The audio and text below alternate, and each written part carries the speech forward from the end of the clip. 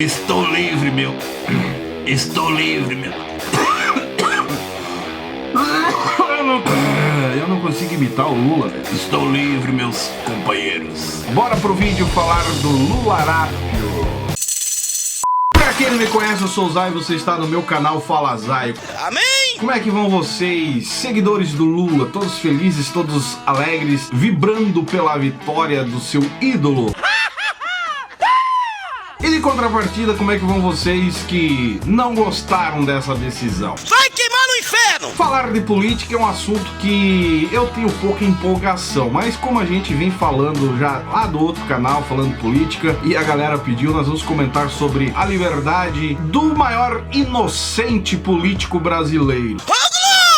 De certa maneira, pra mim, tudo que aconteceu com o Lula aí não me surpreendeu, até porque eu já vinha comentando, eu já esperava que isso iria acontecer. E se você talvez não analisou, não entendeu as duas últimas decisões do STF com relação aos processos da Lava Jato, que inclusive aconteceu agora em fevereiro, né, desse ano, bem recente, nada há de surpresa, de novidade nesse processo, que inclusive, se você parar para analisar, o recém-empossado Nunes Marques já encontra-se aliado com Lewandowski e do próprio Gilmar Mendes nas decisões, né, se tratando de Lula, Lava Jato e nessa ideia da lei da ficha limpa. E o que deixa muito claro também, é triste para quem lutou para eleger, né, o Jair Messias Bolsonaro, fica claro um certo despreparo de estratégia, porque essa situação poderia sim ter sido evitada se desde o início o presidente Jair Bolsonaro tivesse visto a importância e dado prioridade na mudança do poder judiciário, que há anos o poder judiciário é uma fonte de toda a instabilidade institucional que o país vive. Mas ele preferiu dar prioridade na previdenciária, tanto a administrativa como tributária, e deixou de lado, ignorou essa questão. E sendo assim, as eleições de 2022, deixando Lula elegível, no meu ponto de vista já está definida. Talvez esteja equivocado, democraticamente falando. E a gente já viu isso, né, no último filme que aconteceu lá nos Estados Unidos com o Trump e o atual presidente dos Estados Unidos. Agora, falando eu aqui, penso o seguinte: dentro de todo esse medo que alastrou pelo país sobre o Covid, sobre a pandemia, foi sim, claro, esse é o meu ponto de vista, criada para impor uma ditadura teocrata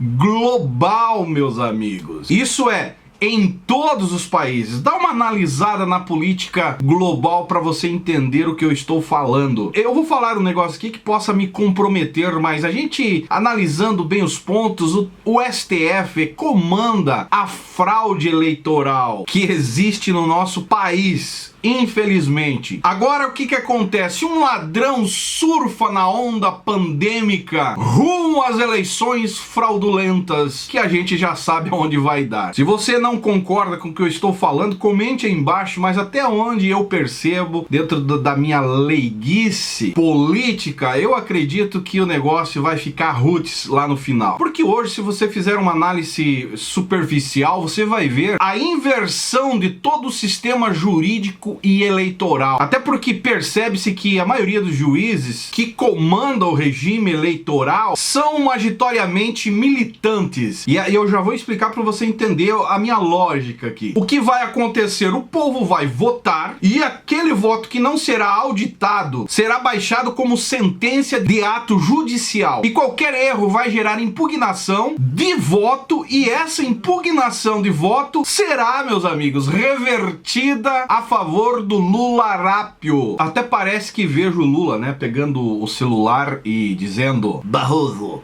prepara aquelas urnas pra nós. E aí o Barroso do outro lado vai dizer: pois não, chefinho, deixa comigo. Maluco, parece que estou vendo o cenário político em 2022. Há quem diga que o Lula não será candidato, né? Mas se acaso ele for candidato, que eu acredito que vá, certamente, talvez, como eu disse, eu esteja enganado democraticamente falando, mas eu acho que ele vencerá, diante de tudo que a gente já sabe que pode acontecer dentro desse contexto fraudulento brasileiro. E não é mais fraudulento brasileiro, é mundialmente fraudulento as eleições que a gente percebe. E detalhe, pra mim, não importa muito em quem o povo vai votar. O problema é em quem vai contar os votos. Mas o que nos resta nesse quadro que estamos vivendo de delinquência institucional, nesse ambiente de pandemia, a qual engessou e imobilizou o governo federal e jogou o país de vez para um buraco, para um abismo que parece que a gente não vai sair mais dessa. Tudo praticada por agentes públicos locais que estão dando força para que as coisas, cada vez mais fiquem nesse contexto a qual o medo tomou conta do povo, de ilegalidade, aonde as autoridades legitimamente constituídas foram omissas, livianamente omissas, serviu sim de um certo tipo de laboratório e tornando material, isso é, tornando realidade a liberdade do chefe petista, o maior chefe petista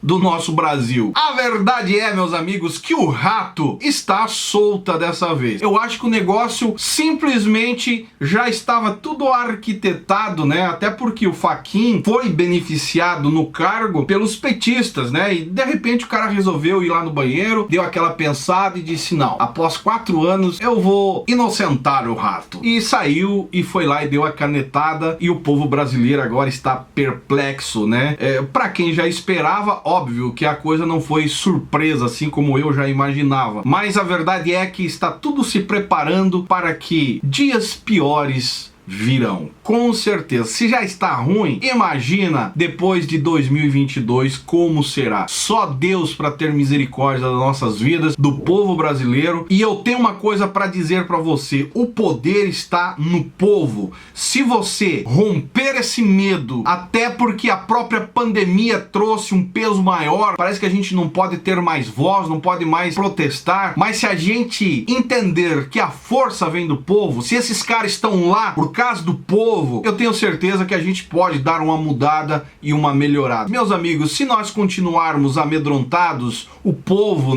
coagido, esses ratos vão dançar e cirandar e quem vai sofrer vai ser a nossa classe. Até porque, falando da pandemia e da política, a gente percebe que parece que eles querem extinguir os pequenos, a classe baixa e média e dar moral lá em cima, só para as grandes, proibindo você de abrir o seu comércio, proibindo você de tentar lutar. Isso é, fazer uma divisão, literalmente pobres contra os ricos e os ricos tirando proveito em cima dos pobres. Eu não sei, virou uma bagunça que é só Deus para ter misericórdia da nossa nação. Se você concorda comigo, deixa seu comentário aí, o seu like. Se você não é inscrito no canal, se inscreve também. Se você não me acompanha nas demais redes sociais, lembre que eu estou diariamente lá no Instagram, no Facebook, e esse é o canal Fala Zay. Estamos juntos por um Brasil e um mundo melhor.